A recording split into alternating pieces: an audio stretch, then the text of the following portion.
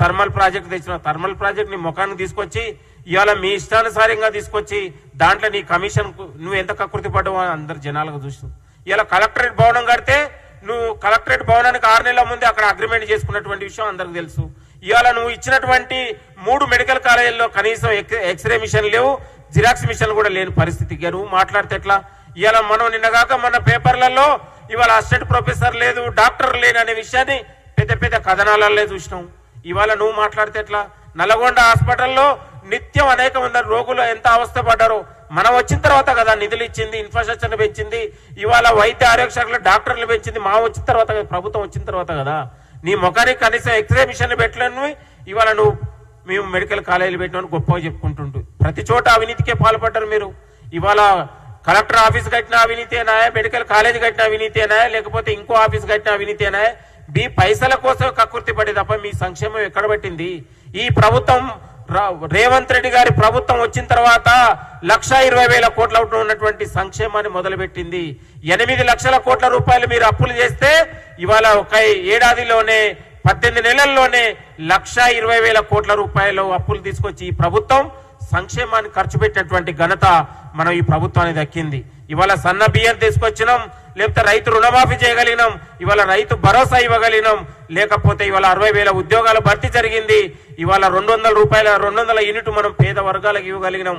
ఇవాళ 1 కాదు 2 కాదు, రైతు ఉన్నటువంటి పనిముట్ల కోసమే 18,000 కోట్ల రూపాయలు ఖర్చు పెట్టినటువంటి చరిత్ర ఈ ప్రభుత్వానికి. రైతు వరి వస్తే ఉరి అన్నటువంటి మీరు, వ్యవసాయం దండుగ అన్నటువంటి మూర్ఖులు మీరు ఇవాళ వ్యవసాయం దండుగ కాదు ఒక పండుగను చేసి తెలంగాణ రైతన్నలు చప్పట్లు కొట్టి ఇవాళ రేవంత్ అన్న ప్రభుత్వంలో, కాంగ్రెస్ ప్రభుత్వంలో రైతుని రాజును చేసి ఇవాళ మనం ఒక ఆత్మగౌరవాన్ని నిలబెట్టినటువంటి ఘనత ఈ ప్రభుత్వం దక్కింది. నీ ఆయమలో 88 లక్షల మెట్రిక్ టన్నులు పండిస్తే ఈ ప్రభుత్వం వచ్చిన తర్వాత 2,80,00,000 మంది ఉన్నటువంటి మెట్రిక్ టన్నులు పండించినటువంటి ఘనత ఈ ప్రభుత్వానికి దక్కింది. నీ ఆయమలో పెరిగిందా తరిగిందా చూస్తే మీరు సిగ్గుపడాలి. నీ కాళేశ్వరం ప్రాజెక్టుతో సంబంధం లేకుండా తెలంగాణలో ఇవాళ గ్రావిటీ పెంచగలిగినాం, ఇవాళ ఉత్పత్తిని పెంచగలిగినాం, అన్నదాత ఆత్మగౌరవాన్ని పెంచగలిగినాం. దేశంలోనే ఎక్కడ లేని విధంగా తెలంగాణ రైతు ఇవాళ దిశను మార్చే విధంగా అన్నదాతని ఆత్మగౌరవాన్ని పెంచినటువంటి ఘనత ఈ ప్రభుత్వానికి దక్కింది.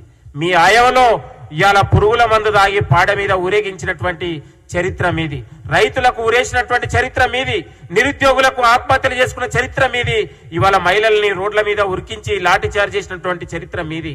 ఈ ప్రభుత్వం వచ్చిన తర్వాత ధర్నాలు లేని, పోరాటాలు లేని తెలంగాణ ప్రజల ఆత్మగౌరవానికి ప్రతీకగా, ఆకాంక్షకు ప్రతీకంగా ఈ పాలన నడుస్తా ఉండడానికి మీరు చూసి ఇవాళ సిగ్గుపడే పరిస్థితి. ఇవాళ జగదీష్ రెడ్డి మొత్తం కూడా 10 ఏళ్లలో కేసీఆర్ బానిసలాగానే వివరించింది తప్ప మంత్రిగా ఏనాడు కూడా వివరించలేదు. కనీసం నువ్వు చెప్తే హోంగార్డు కూడా భయపడలేని పరిస్థితి నల్గొండ జిల్లాలో. ఇవాళ ఈయన పెద్ద పెద్ద నీతులు మాట్లాడుతూ ఉన్నాడు. ఇవాళ ముఖ్యమంత్రి ఆనాడు కేసీఆర్ దగ్గర సోడాలు తాగి సోడా సీసాల్లో మందు సీసాలు కడుక్కొని ఇవాళ బానిసలాగా వివరించి నల్లగొండ జిల్లా అభివృద్ధికి ఏ ఒక్క రోజు కూడా సమీక్ష చేసిన సిగ్గుపడాలి జగదీష్ రెడ్డి అని సందర్భం గుర్తు చేస్తా ఉన్నాం. ఇవాళ తుంగతుర్తి నియోజకవర్గాన్ని వల్లకాడును చేసి మొత్తం కూడా ఇసుక డంపులతోనే మొత్తం కూడా వల్లకాడు చేసి అక్కడ ప్రశ్నిస్తే దాడులు, ప్రశ్నిస్తే కేసులు, మొత్తం కూడా తెలంగాణ ప్రజల్ని అట్టడుగిచ్చినటువంటి చరిత్ర మీది. మీ ఆయంలో జరిగిన దాడులేని, మీ ఆయంలో జరిగిన హత్యలేని చర్చకు సిద్ధమా మిస్టర్ జగదీష్ రెడ్డి గారని కూడా ఈ సందర్భంగా గుర్తు చేస్తా ఉన్నాం. నీ ఆయంలోనే ఇవాళ నీవు సొంత ఊరికి పోని చరిత్ర నీది. మంత్రిగా ఉండి నీ సొంత ఊరికి పోతేనే సబ్ స్టేషన్ కోసం లేదా ట్రాన్స్ఫారం కోసం రైతులు నిన్ను ముట్టడించినటువంటి విషయం పేపర్లో, టీవీల్లో కథనాలు వస్తే అవి ఇప్పుడు మేము బయట పెట్టదలుచుకున్నాం. ఎక్కడ తల పెట్టుకుంటావు జగదీష్ రెడ్డి గారు అని సందర్భంగా గుర్తు చేస్తా ఉన్నాం.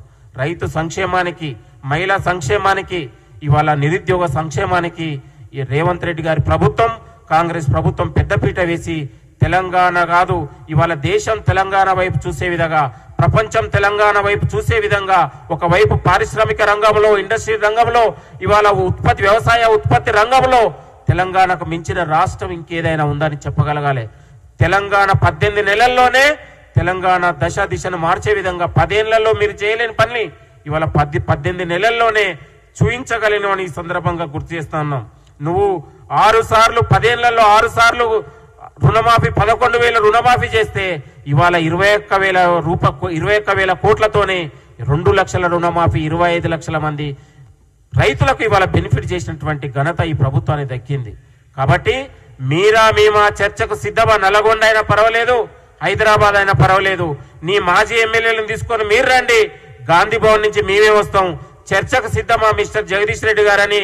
ఇది గాదర్ కిషోర్ కైనా, ఇది జగదీష్ రెడ్డికైనా వర్తిస్తుందని ఈ సందర్భంగా హెచ్చరిస్తా ఉన్నాం.